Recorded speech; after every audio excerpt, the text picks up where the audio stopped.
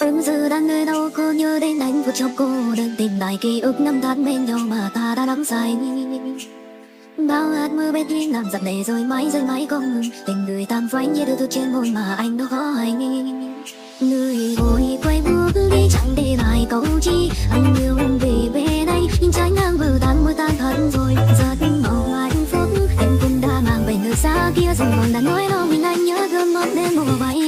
Vẫn cùng mình em quay vốn đi mãi anh đâm chết thẳng trong mơ. Rằng bên em đã có ai nhưng đời đây em vẫn còn chờ nào từng cháu chẳng thấy nhưng chỉ còn chúa thấy cô dối nên phương say này mà bên nhau không thể.